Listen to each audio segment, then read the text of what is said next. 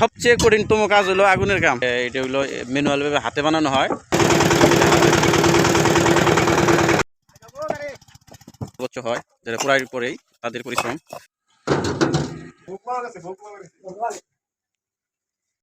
দর্শক, ইট বাড়ার সবচেয়ে প্রথম কাজ হইতেছে ইট বানানো। এগুলো কাঁচা ইট বানানো হয়। এভাবে কাঁচা ইট বানানো মানে রোদ্রে শুকানো হয়। শুকানোর পরে এগুলো লুট দেওয়া হয়। ইট বানানোর ফার্স্ট কাজ হইতেছে, ইট বাটার প্রথম কাজই হইতেছে ইট বানানো। দেখেন ইট বানানোর এটা হলো ম্যানুয়ালভাবে হাতে বানানো হয়। এটা হাতে দেখেন শেপ ভালো আছে, সর্বোচ্চ ইট। এটা ইট বাটার প্রথম কাজ হইতেছে ইট বানানো, তারপরে অন্যান্য কাজ স্টার্ট হয়। দেখতে পাচ্ছেন ইট বানানোর অনেক চমৎকার দৃশ্য। দেখেন সুন্দরভাবে মানে সিরিয়ালভাবে হাতে ইট বানানো হয়। দেখতে পাচ্ছেন দর্শক, অনেক সিরিয়ালিভাবে ইট বানানো হইতেছে।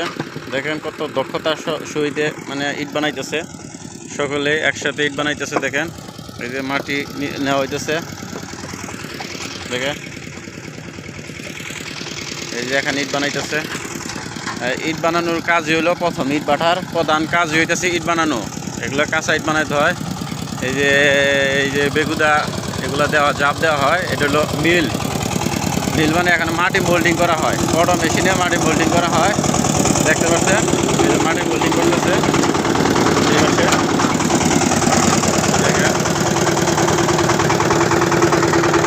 দেখতে পাচ্ছেন দর্শক,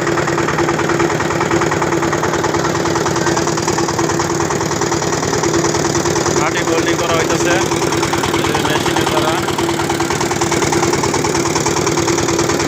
দেখেন কত চমৎকার ভাবে মাটি মোল্ডিং হচ্ছে। পরিমাণ মতো পানি দেওয়া হইতেছে আর এখন চাপ দেওয়া হইতেছে। দক্ষতার সহিত কাজ হইতেছে। দেখেন কত সুন্দরভাবে নিপুণভাবে কাজ করতেছে।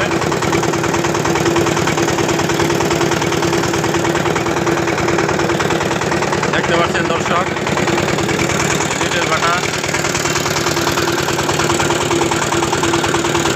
দর্শক, এখানে ইট বানানোর শেষে ইট শুকানো হয়ে গেছে। শুকানোর পরে এগুলো লুট দেওয়া হইতেছে। এগুলো ক্লিনের ভিতরে এখানে লুট দেওয়া হইতেছে। কাঁচা ইট ভ্যান দ্বারা ওখানে নিয়ে যেয়ে লুট দেওয়া হয়। দেখতে পাচ্ছেন সারিবদ্ধ লুট দেওয়া হইতেছে। এখানে সকলে একসাথে মিলে লুট দেওয়ার শেষে এখানে ক্লিনে ঢুকানো হবে। ঢুকানোর পরে অন্যান্য কাজ শুরু হবে। কিন্তু ঢুকানোটাও অনেক হাট পরিশ্রমের ব্যাপার। যদি দেখেন ঢুকানো হচ্ছে, এখানে কত সিরিয়ালিভাবে ইট ঢুকানো হইতেছে। ইট সজ্জিতভাবে রাখা হয়, এলোমেলোভাবে রাখা যাবে না। যে সিস্টেম অনুযায়ী রাখতে হবে, নাহলে ইট পুরানো হবে না। ওই কিছু গ্যাপ আছে, গ্যাপ দিয়ে কয়লা ভিতরে ঢুকানো হয়। এগুলো সজ্জিতভাবে ঢুকানো হয়। মিস্ত্রি আছে, ওগুলো মিস্ত্রিরাই পারে।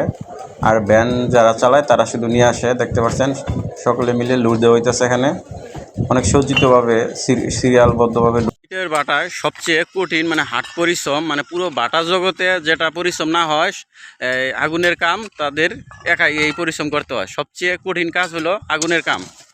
দেখেন আগুনের কাজগুলো সবচেয়ে কঠিনতম হয়। দেখেন আগুনের কাজ করা কত কঠিন। দেখেন শরীরটা দেখলেই বোঝা যাবে তাদের কত পরিশ্রমের কাজ। আর এত গরম, দেখেন কত গরম, ঘেমে শেষ। আর কাজও করতে হয় জীবনের ঝুঁকি নিয়ে। দেখতে পাচ্ছেন সবচেয়ে কঠিনতম কাজ হলো আগুনের কাম। মিস্ত্রি কি করতেছে এখানে ফলাইতেছে মনে হয়। দেখি একটু দেখান তো, দেখেন কত হাট এই চৈত্র মাসে ফাঁকা রোদ্রের মধ্যে। দেখতে পাচ্ছেন যে রোদ আর যে কি তাপমাত্রা, সর্বোচ্চ তাপমাত্রা এখন বর্তমান প্রায় 45-এর কাছাকাছি। এখানে তাপমাত্রা দেখেন কত পরিশ্রম। তার মধ্যে এই আগুনের কাজ সবচেয়ে পরিশ্রমের কাজ। দেখেন এই যে দেখেন আগুন কীরকম খাঁকা করতেছে ভিতরে। দেখেন সর্বোচ্চ আগুন, দেখেন বাবারে আগুন 200-এর আগুনের পরে সেম হয়ে আছে এরকম। দেখেন কত হাট পরিশ্রম তারা কয়লাইতেছে এই রোদ্রের মধ্যে। সর্বোচ্চ রোদ, দেখেন সূর্যের আলো প্রখর। দেখেন আপনাদের মধ্যে সবচেয়ে কঠিনতম কাজ হলো এই আগুনের কাজটি। মানে বাটা জগতের সর্বোচ্চ কঠিন কাজ হলো এই চৈত্র মাসে বা যে কোনো সময় এই কয়লা দিয়ে বা খড়ি দিয়ে যেটা দিয়ে পুরুক না কেন, এইটাই হলো সবচেয়ে কঠিনতম কাজ। কয়লার কাজটি বাটার হলো সর্বোচ্চ কঠিন এবং এটা হলো প্রধান কাজ বাটার। মানে এখান থেকেই সকল কাজের ফল আসে। তার মধ্যে এই কয়লার কাজই হলো সর্বোচ্চ কঠিন। দেখতে পাচ্ছেন এই যেগুলোর ভিতরে আগুন আছে, কি পরিমাণ গরম হইতে পারে এখানে। তার মধ্যে কষ্টের দিক বিবেচনা করলে আগুনে যারা পুরাই কাজ করে তাদের পরেই এখানে হচ্ছে আলুট, যারা আর কি পাকা ইট বাই করে। এই যে এটা পুরানো শেষ হয়ে গেছে, এগুলো বাই করা হইতেছে। তাদের স্থান 2য় নম্বরে আছে। দেখেন তাদের কষ্টে মানে পরিশ্রমটা একটু বেশি হয়, তাদের পরিশ্রম অনেক হাট পরিশ্রম করতে হয়। ইটের যারা পাকা বাই করে তাদের পরিশ্রমটা হলো 2য় নম্বরে, দেখতে পাচ্ছেন। এখানে 2য় নাম্বার হিসাবে যারা আনলোড করে বা বাই করে তাদের বিবেচনা করা হইতেছে। দেখেন তাদেরও পরিশ্রম সর্বোচ্চ হয়, যারা পুরাই পরেই তাদের পরিশ্রম মানে তাদের কাজটা কঠিন কাজ, কারণ এই ইটগুলো খুব হার্ড অবস্থায় থাকে, কোথাও একটু টাচ লাগলে কেটে যায় বা ছিঁড়ে যায়, এবং ওয়েটও বেশি, তাদের পরিশ্রমটাও অনেক বেশি হয়। মানে আগুনের পরেই তাদের স্থান 2য় নম্বরে রয়েছে। তাদের হইতেছে ইট বাই করা আনলোড, অনেক কাজটা পরিশ্রম হয়। দর্শক দেখতে পাচ্ছেন এখানে গাড়ি লোড দেওয়া হইতেছে। এটি মানে ইটের আপলা বলে, এখানে ইটের যেটি ভাঙ্গা হয় তাকে আপলা বলে। এখানে আপলা লোড দেওয়া হইতেছে গাড়িটা। আর দেখতে পাচ্ছেন এই প্রখর রৌদ্রের মধ্যে এগুলো শাক দেওয়া হয় যাতে হাওয়া না ভিতরে ঢোকে।